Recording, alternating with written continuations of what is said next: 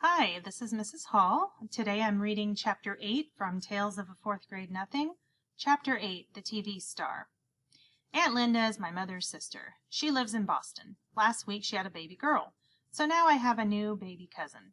My mother decided to fly to Boston to see Aunt Linda and the new baby. I'll only be gone for the weekend, my mother told me. I was sitting on her bed watching her pack. I know, I said. Daddy will take care of you and Fudge. I know, I said again. Are you sure you'll be all right? She asked me. Sure, why not? Will you help Daddy with Fudge? Sure, Mom, don't worry. Well, I'm not worrying. It's just that Daddy is so, well, he doesn't know much about taking care of children. Then she closed her suitcase. We'll be fine, Mom, I said. I was really looking forward to the weekend. My father doesn't care about keeping things neat. He never examines me to see if I'm clean, and he lets me stay up late at night. On Friday morning, all four of us rode down in the elevator to say goodbye to my mother. Henry looked at the suitcase. You going away, Mr. Hatcher? He asked. My mother answered, No, I am, Henry. My sister just had her first baby. I'm flying to Boston for the weekend to help out. New baby, Fudge said. Baby, baby, baby. Nobody paid any attention to him. Sometimes my brother just talks to hear the sound of his own voice. Have a nice visit, Mrs. Hatcher, Henry told my mother when we reached the lobby. Thank you, Henry, my mother said. Keep an eye on my family for me. Will do, Mrs. Hatcher, Henry said, giving my father a wink. Outside, my father hailed a taxi. He put the suitcase in first, then held the door for my mother. When she was settled in the cab, my father said, Don't worry about us. We'll be just fine. Just fine. Just fine, Mommy, Fudge yelled. Bye, Mom. See you Sunday, I said. My mother blew us kisses. Then her cab drove away.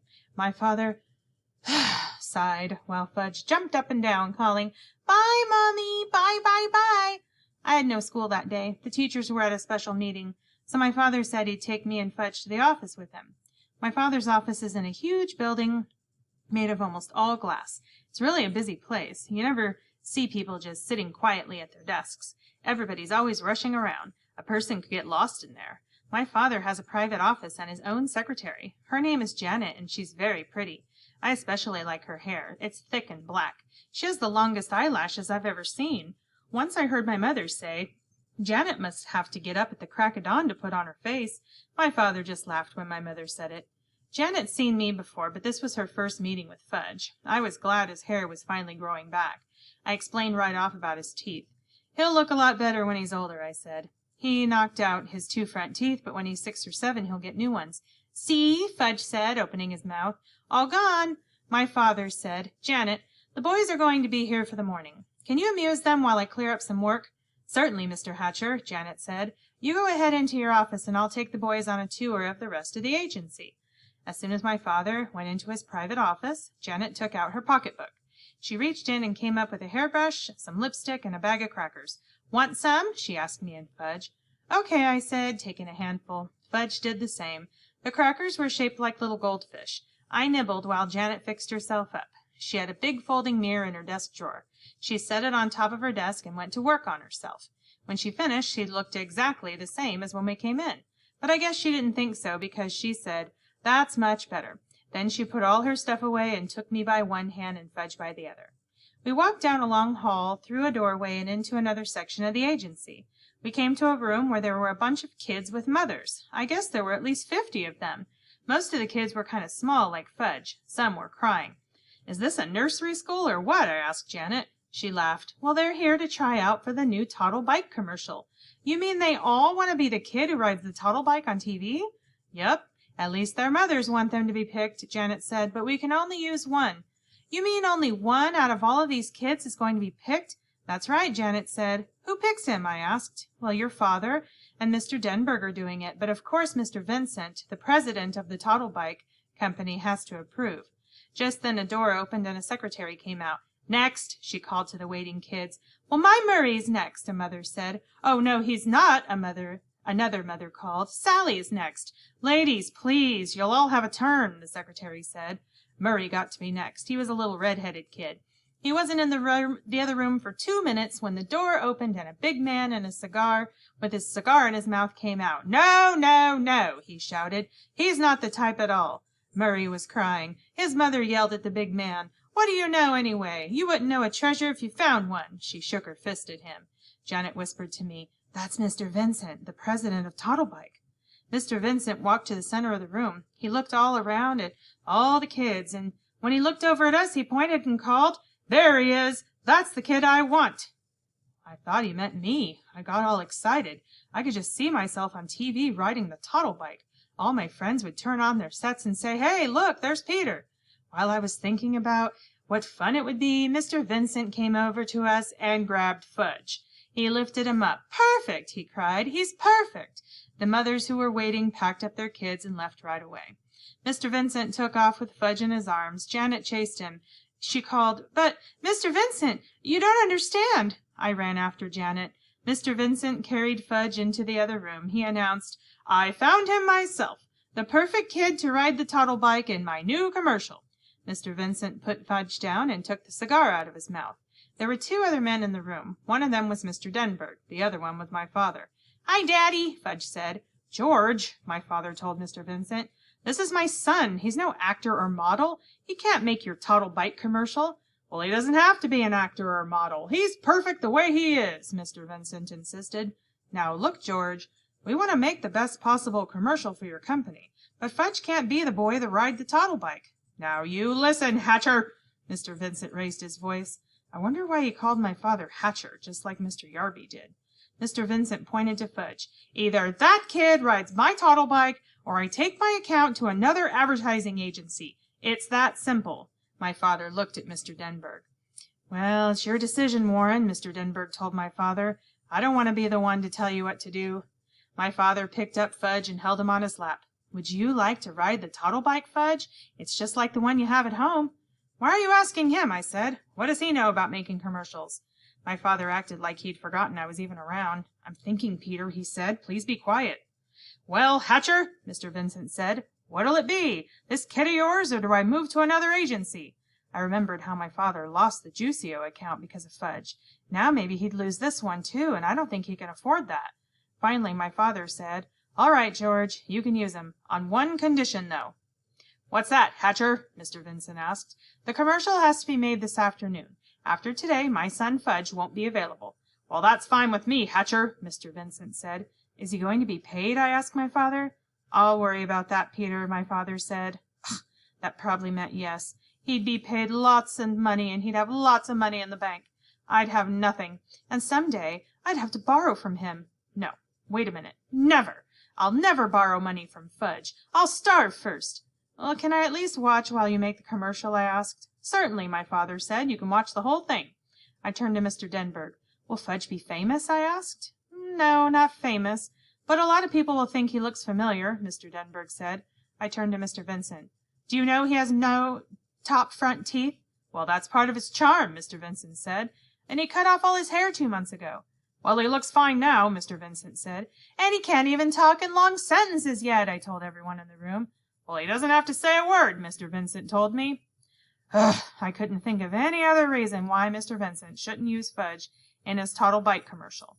It was settled. Soon Fudge would be a famous television star, and I would be plain old Peter Hatcher, 4th grade nothing. "Let's begin right after lunch," Mr. Denberg said. "We should get it filmed in about 2 hours." While my father and Mr. Denberg worked out the arrangements, I asked Janet where the men's room was. She walked me to it. I told her thank you, and she didn't have to wait. I'd find my own way back. When I was safely inside, I looked at myself in the mirror. Ugh, I wish Fudge had never been born, I thought. Everything good always happens to him. If he had to be born, I wish he could just be 9 or 10 like me. Then Mr. Vincent wouldn't want him to be the one to ride the Toddlebike in his commercial. Janet sent down to the coffee shop for some sandwiches and drinks. After we ate, we all walked to another section of the agency where the cameras were set up. A make-believe street scene was in the background. The Toddlebike was shiny red. My father told Fudge all he had to do was ride it around. Fudge liked that. He zoomed all over the place. "Vroom, vroom, vroom," he called. My father, Mr. Vincent, and Janet sat on folding chairs and watched the action. I sat on the floor at my father's side. Mr. Denberg was the director. He said, "Okay, Fudge, we're ready to begin now. You ride the Toddlebike where I tell you to, and I'll take a picture of you doing it. All right?" "No," Fudge said. "What does he mean, Hatcher?" Mr. Vincent asked. "Why did he say no?" "Ugh," my father groaned. "Look, George, using Fudge was your idea, not mine." Mr. Denberg tried again. Okay, Fudge, this is it. The cameraman said, start riding this way. Ready, set, go. Fudge sat there on the toddle bike, but he wouldn't pedal. Come on, kid, let's go, the cameraman called. No, don't want to, Fudge answered. What's up with this kid, Mr. Hatcher? The cameraman asked. Fudge, my father said, do what the nice man tells you to. No, don't have to. Janet whispered to my father. How about some cookies, Mr. Hatcher? Good idea, Janet, my father told her. Well, I have some Oreos right here, she said, patting her pocketbook. Shall I give them to him? One at a time, my father said. Janet walked across the room to Fudge. He was still sitting on the toddle bike. If you do what the nice man says, you can have a cookie, Janet told him. Show me, Fudge said. Janet held up a box of Oreos. She was really prepared, I thought. She must eat all day long, what with the crackers shaped like goldfish and a whole box of Oreos, too. I wondered what else she had in that pocketbook. Give me, Fudge said. Janet held up one cookie. Fudge reached for it, but Janet didn't let him get it. If you do what the nice man says, you can have an Oreo, maybe even 2 or 3 Oreos. First cookie, Fudge said. First do what the nice man says, Janet told him. No! First cookie! Give him one, Janet, Mr. Denberg called. We haven't got all day to fool around. Janet gave Fudge one Oreo. He ate it up. Okay, all ready now, the cameraman said. You ride over to me. Fudge didn't do it. Mr. Vincent was losing his patience. Hatcher, he hollered, you get that son of yours to ride my toddle bike, or I'm taking my whole account away from you and your agency. Must I remind you, George? Using Fudge was your idea, not mine, my father said. Well, forget about whose idea it was, Hatcher. He's your kid. You better get through to him. Now. Well, I have an idea, my father said. He walked to a corner of the room and beckoned to all the others. Mr. Denberg and Mr. Vincent gathered all around him, along with the cameraman and Janet. They looked like a bunch of football players huddled together talking about the next play. Soon my father called me. Peter, would you join us, please? Sure, Dad, I said. What is it? Peter, we want you to ride the toddle bike for us, to show Fudge how it's done. But he already knows how to ride, I said. Didn't you see him zooming around? Well, he won't do it for the cameras, though, my father explained, so we need your help. Will I be in the commercial, too? I asked. Well, the toddle bike is really for very young children, Mr. Denberg said. Otherwise, we'd have you do it in a minute. I got the message. It was like buying the shoes and like at Dr. Brown's office. They were going to use me to get Fudge to do what they wanted him to. I wondered how anybody would ever manage my brother without my help. I walked over to Fudge and told him I was going to ride the toddle bike. Get off, I said. Fudge held on to the bike. No, mine. It's not yours, my father told him. But Fudge wouldn't move for anything. He closed his eyes and screamed. Can he scream loud when he tries? So my father had to pull him off the toddle bike.